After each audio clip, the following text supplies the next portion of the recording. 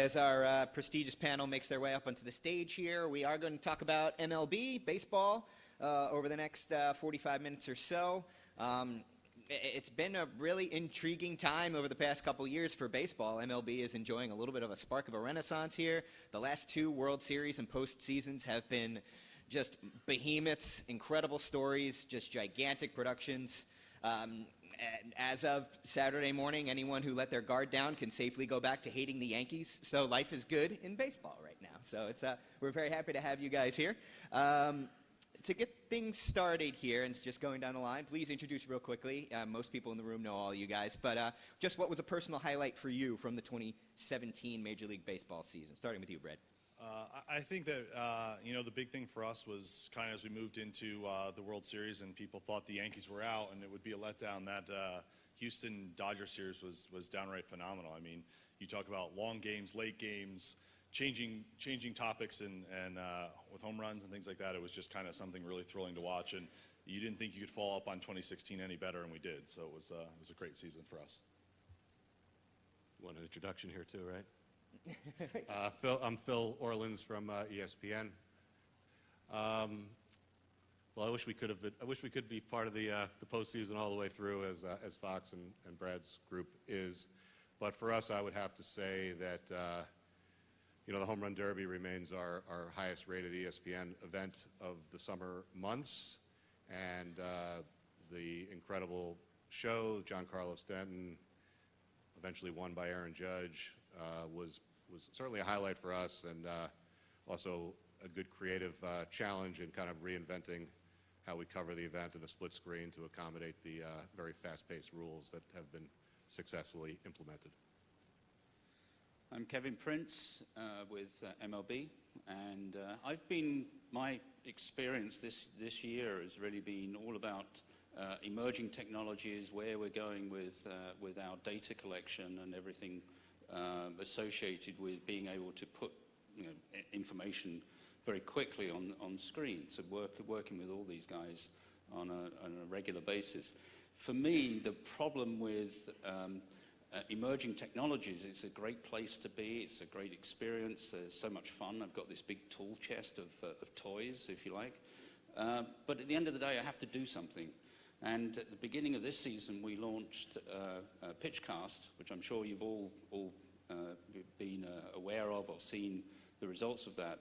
And it was unbelievable, an unbelievably interesting start to the season as we started to launch the product, and we came across all of the workflow issues, etc. So it's been a really interesting season watching a product from MLB grown to maturity and actually go well beyond where we thought it would be at the beginning of the season. So it's been a really fascinating season so far. I'm Mike Santini, VP Production, MLB Network. First to highlight is using all of the toys that Kevin's group has given us for our studio shows and our game broadcasts. So that's one. Another one is, with Brad, Phil, and Kevin, also so many people here that get to see today that are all friends throughout this baseball community that we, is pretty intimate.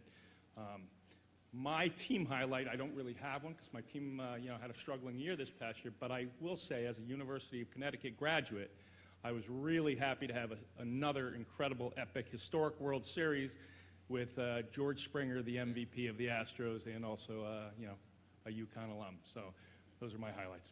Nice. Yeah, it certainly was a fun year. Brad and Phil, I want to start with you to kick the conversation off.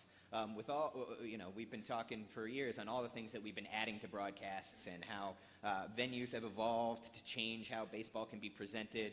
But anyone who's kind of a student of the history of the production of baseball knows that there was a pretty popular camera. It was kind of lost along the way over maybe the past 10 years or so, that you guys in varying capacities, Phil, you specifically, were able to bring back that low home shot. But both of you used it very effectively this year. So I wonder if you could kind of give us a little bit of a background of why you guys wanted to bring it back, what you feel it brings to the broadcast, and how you were able to implement it. Brad, you want to start? Sure. One of the things that's happened over the years as they've built new stadiums is that they've sold better seats and more expensive seats. And we obviously are here to tell a story to the viewers at home, to tell a story inside that stadium. And our goal has always been to, show the emotion, and the emotion is what ends up selling, the controversy in the game of the pitcher, the batter relationship, things like that. And so, we've always been kind of hindered in the last couple of years about bringing back low home. It's a phenomenal shot of the pitcher. It gives you more emotion from that angle, and it does a lot more for the broadcast and telling what's going on, especially in games, like Sunday Night Baseball and our network broadcasts of, really highlighting what's going on in the game, and that's been very important to us. And so we've worked hard, and so has the team at ESPN to bring that back for everybody on a weekly basis. Yeah, as Brad said, speaking for myself, I'm either old enough or been doing this long enough that I can remember the days where we just would go into a ballpark and they would remove 16 seats right behind home plate, and we'd put in one camera and We don't need them. slide it from side to side, and obviously over time, people realized they could make some actual revenue from that spot down there.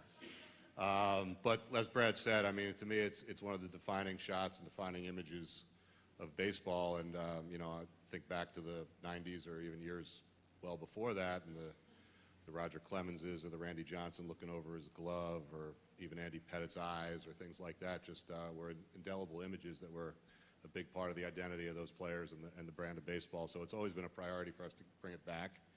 And, it would be nice if all the teams decided that they didn't care about revenue and we could have that spot back, but that somehow didn't happen. So it's a healthy challenge. We just kind of went out, started a couple of years ago or a year ago, and said, hey, is there some way we can solve this short of having a big camera back there? And for us, we went out and tried and built something with a camera aimed skyward, pointing off a mirror, shooting through a glass, and kind of tried to get it down to the size of the parab microphone boxes that are on the field, and still have a 6x super slow-mo and a 42 times lens, which isn't as big as we would like, but about what we can do in that space. Right. If anyone's having trouble visualizing what we're talking about, they did bring a video clip, so let's take a look at that now.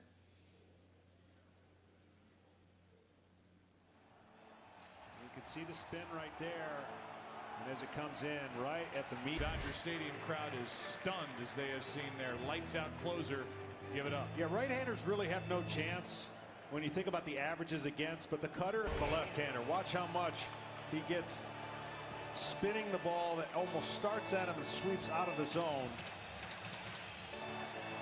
And a big strike. Taylor, after he chased a fastball up. McCann went out, talked to him, and a committed pitch. Ever. So everyone's on top of the field. Area native, and Sick was one game away from getting to the Little League World Series. Well, in hearing Clint Hurdle and Mike Matheny take a look at that kind of circle change grip right there. Oh, that finish. Look at his finish. Yeah, just kills that spin on the ball and the bottom. Yeah, a little bit of it's a back to basics, really. We could talk about all these graphical overlays and all kinds of really cool stuff that's going on in the game right now, but it's really just a camera position that worked for a long time back in business. Yeah, and I think the interesting part about it is that we both took different approaches to it, but the single thing that was there for both of us was robotics. Robotics made that happen for us, because robotics for us at Fox turned what would have been 16 seat kills into 2 seat kills. For you guys, it was no seat kills. So without that kind of forward technology that's been implemented, it gave us the ability to put the same operators we'd normally put in those positions operating that camera as if they were sitting there, yet they're not. And that's really been kind of a game changer for all of us. Absolutely. I just want to take a quick moment and recognize and thank VER and Patrick Campbell and Vince Pace for putting that project together for us and putting a ridiculous amount of hours. I think we chose the hardest possible way to accomplish this, and those are the guys for the job. All right. Well, let's move on to some of those graphical things we talked about. Kevin, I want to bring you in. Statcast has been a popular buzzword floating around baseball for the past handful of years. Viewers seem to be becoming more accustomed to it. Phrases like exit velocity and pitch angle are becoming regular parts of baseball lexicon that didn't exist 5-10 years ago. So what is your kind of assessment of where the technology is at, and maybe everyone else on the panel as users of the technology can talk about how they might like to see it grow from here? Well, I think in terms of the overall technology, I mean, we're still learning so much about the issues of player tracking the ball, being able to understand what that data means. And so, you know, when we first started with Statcast, it was all about numbers. And strangely enough, it still is. But it was all about numbers of, you know, how fast was someone running from to first base, or what was the lead-off distance for trying to steal the base, etc. from first. Those types of issues, you know, we're very proud of the fact that we can generate those numbers, but what do they mean? And so, well, that's where I think we've spent the last season, really, is understanding what the data actually means in terms of trying to help to tell the story of the game.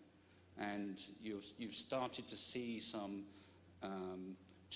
improvements or some changes in the type of stats that we're putting out. Like we put out a catch probability graphic or stat, which in itself doesn't sort of mean anything, and it goes back to what Mike Davis was saying earlier in the NFL discussion, that just because we've got the data doesn't necessarily mean that we need to use it, or, you know, how does that sort of play in a bar type of situation?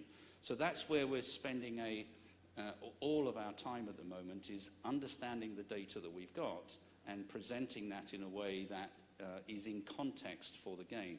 So one of the things which we're really working on right now is an ability to create automated game notes that come up within 10 or 15 seconds of a play.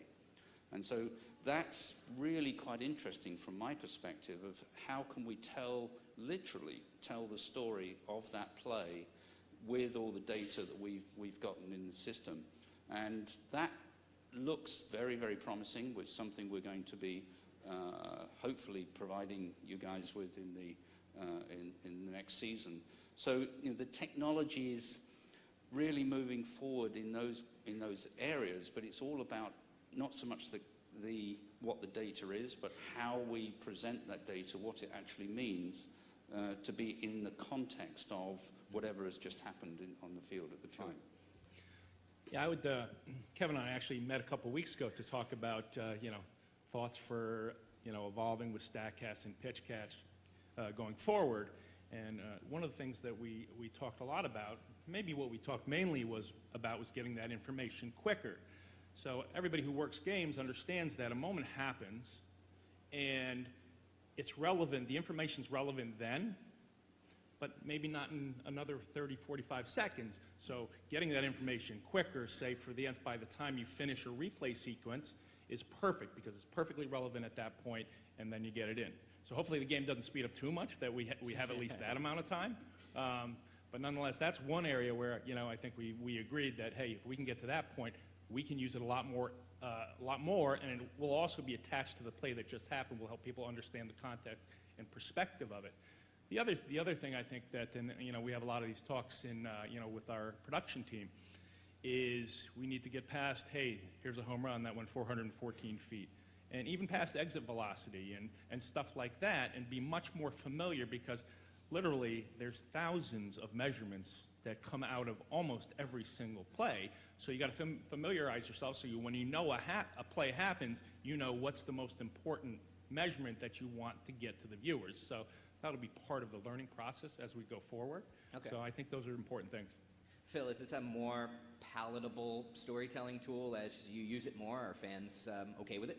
Yeah, I mean, I think as both Kevin and Mike were alluding to, it all really, to me, there are two primary drivers, and it's speed, and as Mike was saying, and it's relevance. And absolutely, you know, you can't just walk in one day and say, here's some new number, and everybody should get it, and it's going to be immediately relevant. Even the things that now seem to be relatively basic, like exit velocity or maybe launch angle, took time. So you know, it's frustrating because everybody wants to run right out of the gate, and it's really cool stuff. But you know, for the audience to accept it and enjoy it, it takes a fair amount. It either takes time to explain it a lot, or it takes a growing familiarity with it. And you know, I just would say people shouldn't be unrealistic about how fast the impact is going to come from the kind of stuff that they're developing. It takes time to get people familiar. The resources and what they are actually doing with Statcast is mind-bogglingly impressive.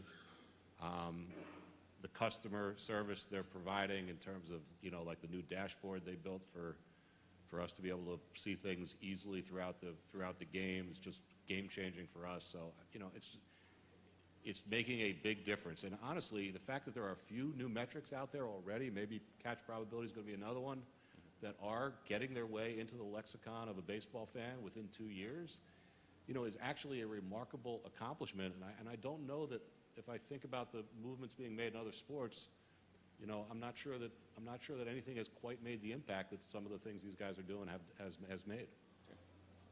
Yeah, I mean, I couldn't agree with more what's going on. I mean, when you talk about a league and partners, whether it's broadcast or digital or all those things working together to find things on a daily basis, and everybody's improving the product, has been remarkable. You know, when you think about every game we do in our regions, our national networks, every game Phil and them do, and then you talk about a studio system at MLB Network, pulling that all in and developing those little things, because it's that group of 200 people using the product that find these little nuggets here and there that become very important to everybody else that's out there as you start to see that massive data. And to be able to, for us to be looking at it live in the trucks and in real time, and to have Mike and his team in New Jersey looking at it as well, coming up with different things and using different metrics behind what we've already shown on the air later in the game for post-game shows and things like that is very important to what we're doing. And to have a partner like Major League Baseball, you know, funding this, you know, data-driven aspect and getting everybody to buy in has been huge. Yeah, and Mike, it seems to have helped you guys out a lot on the studio side as well. I mean, MLB Now, I believe, is a show that promotes itself as the show for the thinking fan, and there's a lot of, you know, Brian Cheney, your host, is really into this kind of like deep analytical stuff. So from your perspective, using that as a bit of a segue into studio production, you guys do you know, hundreds of hours a month, it seems, in studio programming that feeds off-season and during the season.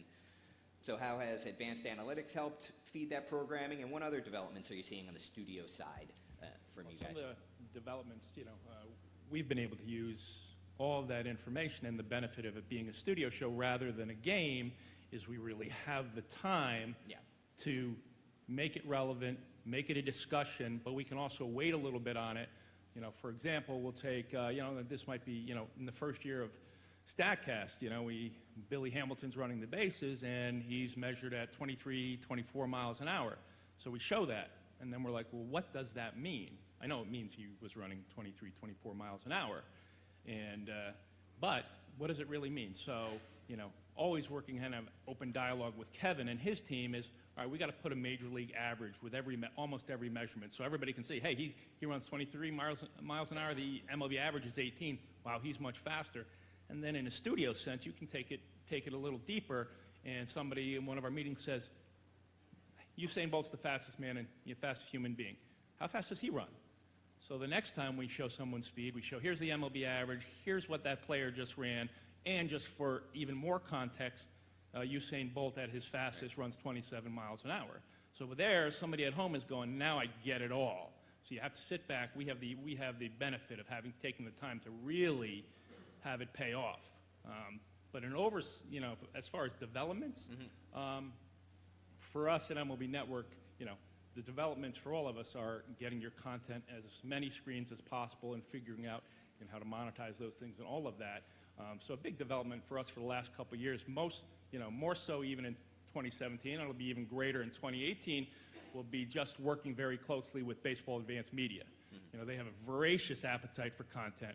We feed them almost all of our content, and, you know, they feed us some content. You know, we obviously, with all the hours program, we feed them probably, you know, the majority of what we do and more than what they're doing. But that partnership has become huge, and now we create content that is uniquely for MLB.com and that sometimes doesn't air on our network, but may promote it as well. Yeah, and they seem to be doing a good job. Of course, they do a tremendous job of a lot of things, but being able to monetize and build sponsorships around stuff that Statcast is giving, so the next morning you're waking up and you're seeing that play that maybe you saw 3 or 4 times the night before, but now with all new layers of context on it, and there's sponsorship elements built into that as well. So you're definitely seeing this stuff is ripe for sharing across multiple screens. It is, and that's where that speed of getting the information on air quickly in games really helps you. So, producers and directors in the truck know, hey, we've got to get the Amazon Statcast in X amount of times in the game. That's it can be difficult to do if you don't get the information quick enough, because often you have to shoehorn it in later when it is less relevant. Right. If we're able to get that information quicker, then it will be very easy to get it in multiple times per game, and you'll never be thinking twice about, oh my gosh, it's the 9th inning, I need to do a couple of these things. So we get to that point, I think it'll help us even more. Okay. And just so I don't forget about it, you have a video clip as well. Do you want to set us up for that, or? Sure. Oh, we'll just let it roll. Let it run. Sampling of our studio shows. Okay, great. And our showcase broadcast. It's opening day, America. Lauren Shahadi, Mark DeRosa, Matt Vasgersian. The most optimistic day on the calendar. Good afternoon, everybody. Hi, hey, yes, indeed. Welcome to the rundown. You gotta look over your shoulder. How much fun is it to be you guys? And welcome, everybody. It's MLB Now. We are the show for the thinking fan. Kershaw racked up 24 called strikes on 83 pitches. Welcome to Intentional Thought. Jose Altuve is on a stool. Ross, I'm gonna blame it on you. Welcome to Studio 42 here at MLB Network. Best piece of advice for the kids watching today. Just be you. Everybody else's name is taken. Yours is yours. Welcome, everyone, to MLB Tonight, live inside Studio 3. We're breaking it down. Look how much farther he strided out. I lock it down, now I go into a fine focus. Boom. I had a deep dream that I was facing Andrew Miller. You don't want none of this, Andrew Miller. This is the MLB Network showcase. One of the greatest catches you will ever see. Dueling no-hitters in Motown. Did either pitcher go the distance? Plus, did Stanton go deep again? All of that and more on Quick Pitch presented by Degree. Postseason's off to a pretty entertaining start, wouldn't you say? Game 7 of the 2017 Fall Classic. And the Astros World Series champions! Very cool. All right, continuing on, and we'll get to some questions from the audience in just a bit, so get those ready. Baseball's been very open about how pace of play is something that they are combating, and some various things have been introduced over the years, from everything from a pitch clock to umpires supposedly being more stringent about guys stepping out of the box. If baseball gets their way and the game does speed up, what does that mean for you guys? What is a faster, or maybe not faster, a more speedily moving along baseball game adjust to what maybe you have to do, Brad? How does that impact dropping in, cutting down on replays or dropping in sponsor spots? What does it mean? It means a lot. I mean, in the end, speeding up the game, keeping the viewer engaged, getting that younger viewer tied into what we're doing, matters. And, the more that, one of the things we introduced during the postseason this year was the 6-second commercial, where we never left the game. So things like that can kind of keep the game moving, where we're not slowing it down, but still providing a source of revenue for and marketing for our partners obviously makes a whole lot of sense as we do that going forward. But the more that we can do to do that, and that involves getting the data faster, that involves being quicker on your replays and all those things, and trying to tell the best story in the most condensed amount of time you can. All that stuff is going to matter as we move forward in projecting the game. It's something that the kids nowadays are used to. They're used to a faster game, playing high school ball, playing Little League, playing college ball. All those rules have been implemented, so we're just waiting for it all to kind of catch up at this point. I'm not sure how much faster Little League is from my personal experience, but I'll move past that.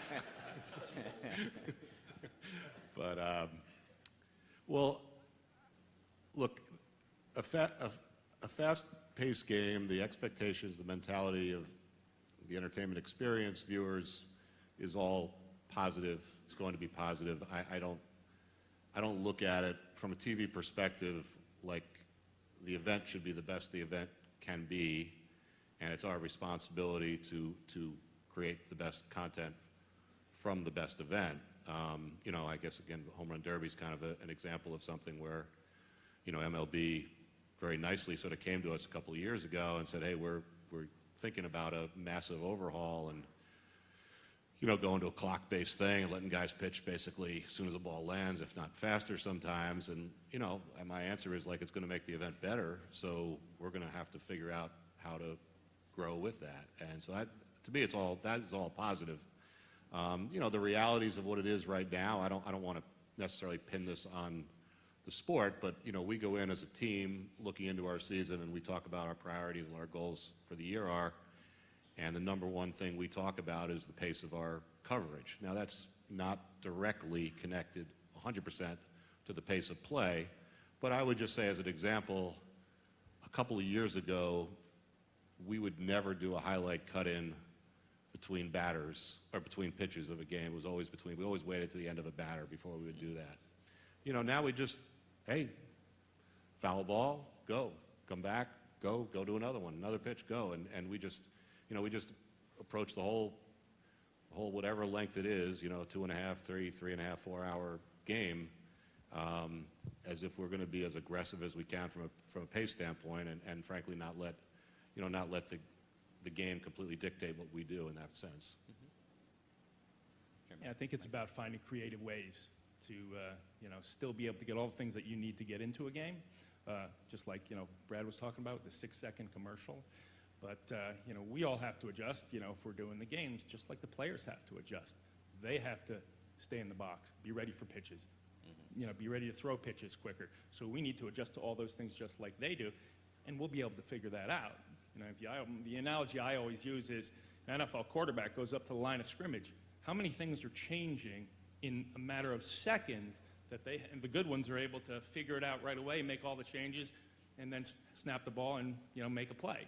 So I think it'll just take some getting used to, but I have no doubt that in a short time, just as the players will adjust, everybody who's covering the games will adjust. All right, let's get some questions from the audience. Who's got one for the panel here?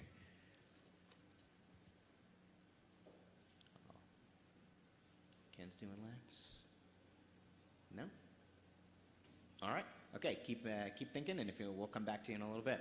All right, so what are some things we're looking forward to in 2018 as we look ahead? We've done a lot of reflecting here. What are some ways that you think 2018, Brad, you're kind of talking about the last two World Series that the sport has enjoyed. I don't remember what the official number was, but it's not too often you see like a year over year on a World Series ratings go down like 20, 30% and be like, all right, that was great, because just the Cubs was just such a bonkers anomaly.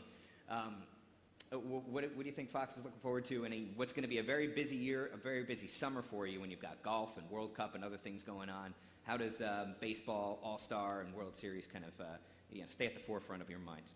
The things that we're looking at, as we go into next year is continuing along, the robotics chain of the low-home cameras, things like that. But the other thing that we saw, we did our first two championship games this year, the ALCS and 4K with our partners at DirecTV. And you start to look at some of that stuff we did, and there were some things that, to be honest, having done a number of the broadcasts, haven't seen in a while. And we saw a catch, Aaron Judge cut one off the wall in Game 4 and in New York. And, we were zoomed in on it just on a normal, 95 by lens out at high third and 4K camera. And you zoomed in on it, and you actually started to see things happen that you weren't expecting, being that zoomed in, that far away. That really brought out the dynamacy of the image, and it affected the HD broadcast. It did look better in HD, and so you start to look at those things and start to make those questions as we look at high dynamic range and 4K and all these other imaging technologies that bring us better looks at the game of what's happening, and bring us more compelling images to show, whether it's in a replay or whether it's live, which is going to garner more viewers, garner more things happening. And so we're kind of really excited about this continued growth in technology of the innovation of 4K and high dynamic range cameras, not to mention all the ability of the super motion cameras to be out there for us. We have the most super motion cameras that have ever been on a baseball playoff game, and we're trying to figure out how do you do more and not slow down the broadcast. And Phil, I know you guys use a lot of it as well, and you start talking about how much high speed you can put in there and how fast you can get to a replay. And one of the big conversations we had, and I'd be interested to hear your thoughts on it, Phil, which is, we were running a bunch of cameras at 16 times, and the operators came to us in the middle of the postseason and go, I keep playing it back at 400% though. Well, wait a second, then we might be doing the wrong thing here. So, that's been able to kind of merge what we're doing, and it's finding that kind of that sweet spot of the technology to make sure that you're getting to things quick enough so you can get that, in between pitch replay. Absolutely, and I think there is also, it's not a one-size-fits-all in the sense that the highest frame rate possible or the slowest playback possible is absolutely the best image. If you're looking to see a ball compress on a bat, you probably want to go as high a frame rate as you could possibly get to play that as clearly and slowly as you can. But I have memories of trying. Dan Grange is out there somewhere probably trying sort of a ultra high speed, 15 years ago or so in the low home position, and we slowed it down so much that you couldn't even see. You really couldn't. You saw too much clarity, like you couldn't see the ball the way a hitter saw the ball anymore. You couldn't see the dot on the slider or things like that comes with a tiny bit of blur. So it's a little bit of a fine line in terms of what the best approach is for the bat. And then of course light obviously comes into it as well, and what the stadium gives you in terms of how much flexibility you have there. But I do think the day is coming when a major league level broadcast will have all high-speed replays on a pretty regular basis, and hopefully flexibility to shape ultra-high-speed replays as the game warrants and deserves. I'd like to sort of carry on from that overall theme in that, obviously the culmination of everything that we do as a group here on the stage is really the World Series, and the Home Run Derby, of course. But at the end of the day, to try and attract the younger audience, one of the things that we're really focused on is how do we make every game feel like the World Series? And the only way to fundamentally do that is use all the data that we've got to enhance everything that we can with but at a much lower cost, essentially, because obviously none of us can afford to put a World Series on every day or 15 times a day as it can be during the regular season. So that's one of the core aspects that we'll be looking at as we go forward, is how can we improve the delivery of information that enhances the broadcast from all the analysis that you've been talking about, but how can we do that in a less expensive way, so that we can to continue to enhance the overall look of the game. I look forward to pitchers and catchers reporting. I look forward to spring training games, and then the season starts. But I love who's going to be the next Indians, who's going to be the Astros, who's going to be the Cubs. I can't wait for that. I love the young players coming up. I love that. Who's going to be the new superstar? No one saw Aaron Judge coming.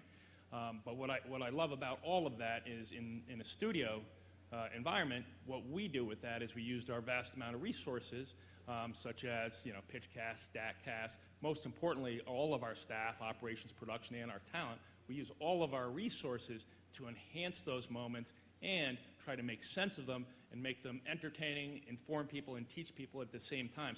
So I look for all those storylines happening. I look for the ones that we have no idea are coming, and I look for the opportunity for MLB Network to make more sense of them. Cool.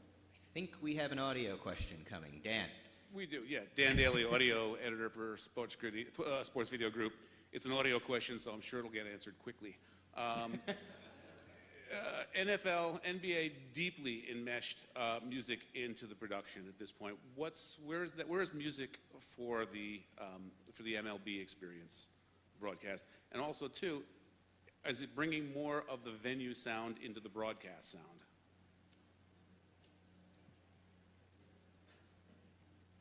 Well, I'd just say, first off, I think just branching off a bit on the audio topic, I do think it's one of the areas of most significant improvement, particularly really beginning with Fox's coverage of the 2016 World Series and some of the enhancements that were permitted and took place there, which thankfully we were able to carry over into the season. So I do think there's real progress being made in how the game is heard. And I think, baseball faces, among other issues, it's a pretty large perimeter around the field, and it's sort of tough to get into that perimeter camera-wise, obviously, and frankly, the ability to embed microphones around the plate in the infield and things like that is making some difference in the sense of being close to the action. So I do think that aspect of audio is hugely important for us, and I know a huge priority for Major League Baseball as well. So that's been great.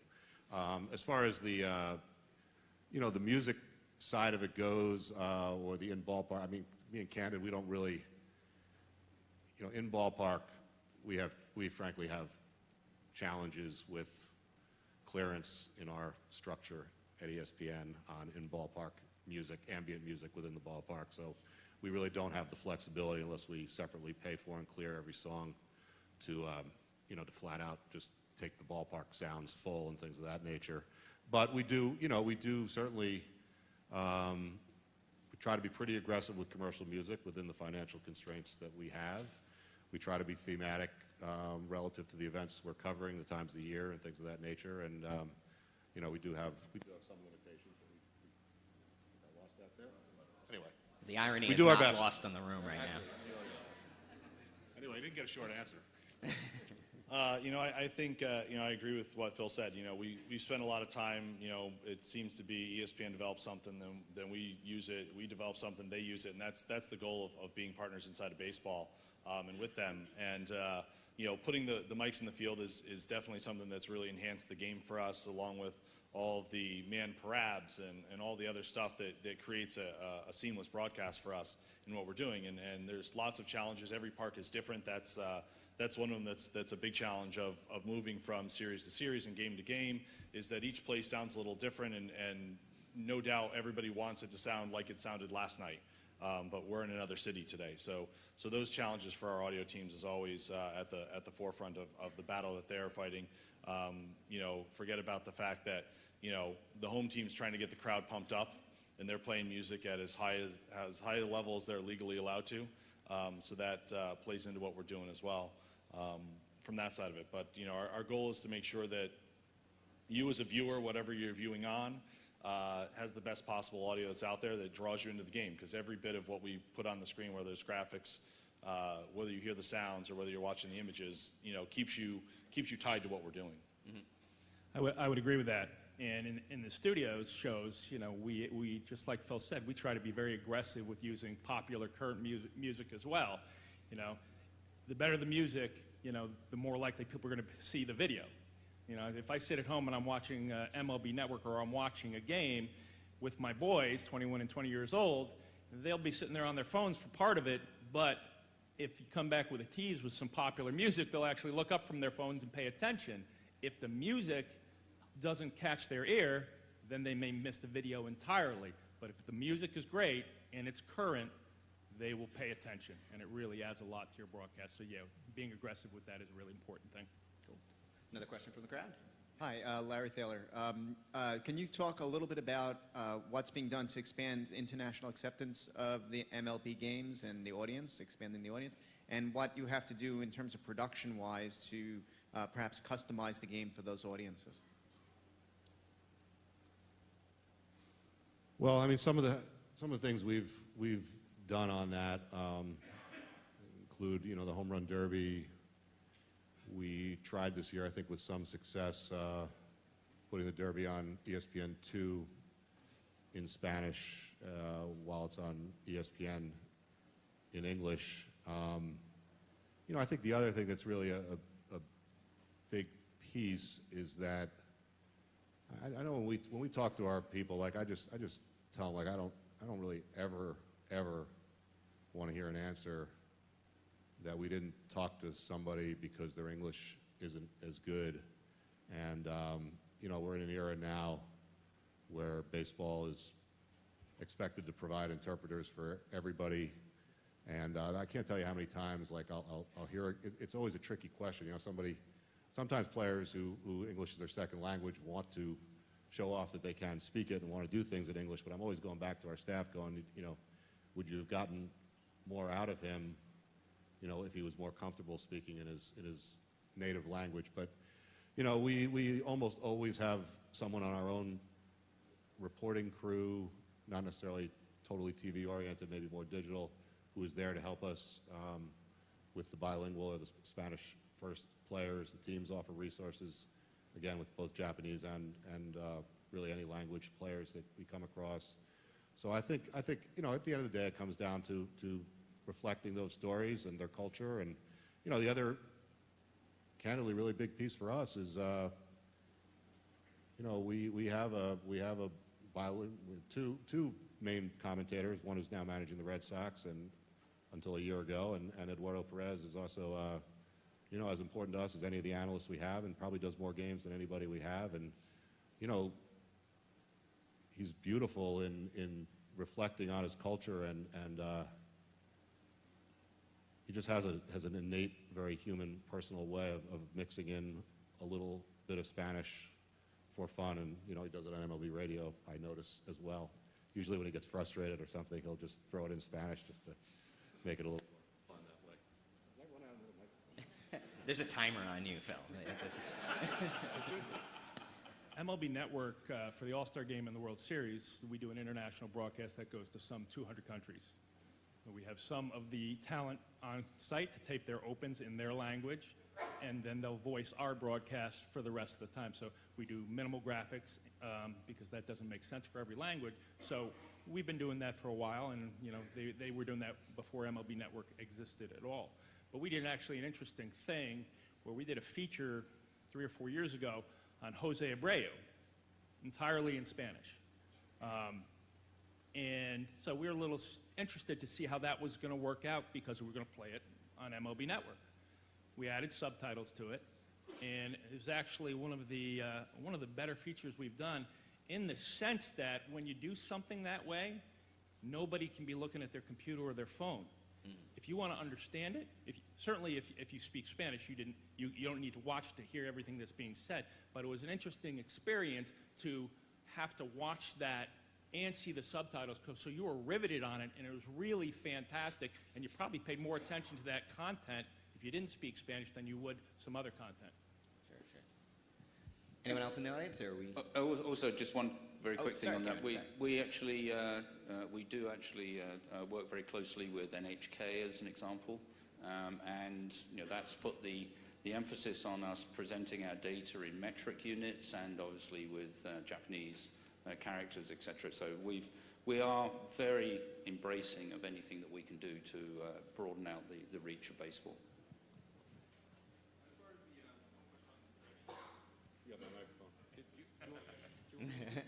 Huh? Yeah. Borrow Remy Productions, because I know it's been used at MLB Network for probably about a decade now at the World Series, where you do a lot of the studio shows back from Secaucus. So where is Remy fitting in? I know ESPN is doing more Remy. How do you see it folding in for studio shows at the events, and then also just potentially for some of the smaller camera games rather than the big World Series? We haven't gone there yet. It's been, you know, a discussion topic for us as to what we do. You know, it's something that we've looked at very detailed for, you know, some of our spring training stuff to up the number of games we can do there for our partners. But for us yet, we haven't really figured out where that model is. The nice part is we have a lot of regions that help us out in our weekly games to do that. So from that standpoint, we've become a pretty efficient organization. Yeah, I mean, obviously that's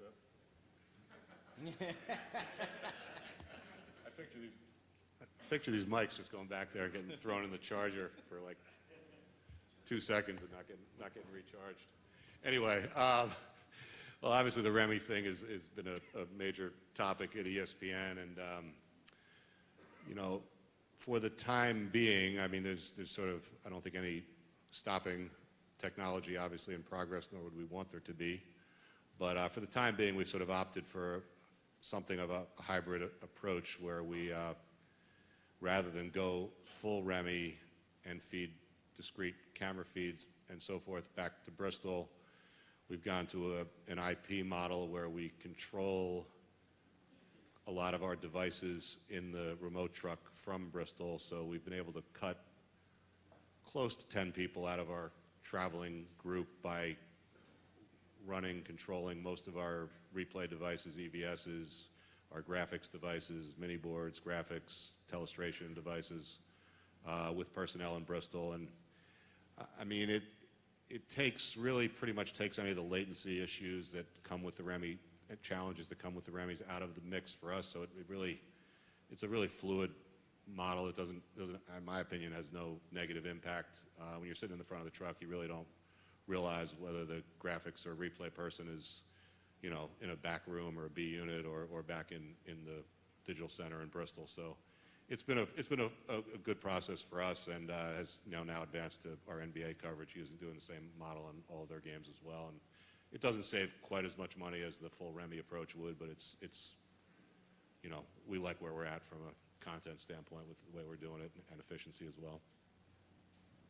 We've been experimenting in Chelsea Market in many respects with different types of technology to do REMI productions, mostly in how we can bring back the control structures, because we're really looking at every ballpark as almost being a video co-location facility.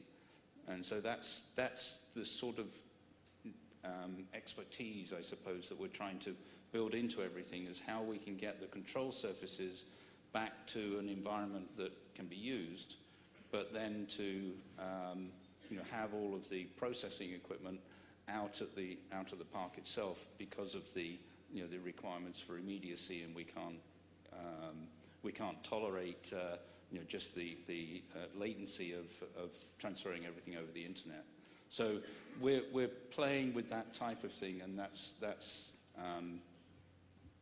going to be some ongoing experimentation as we go forward. All right. Thank you very much, gentlemen. Really appreciate sharing your expertise. Thanks a lot.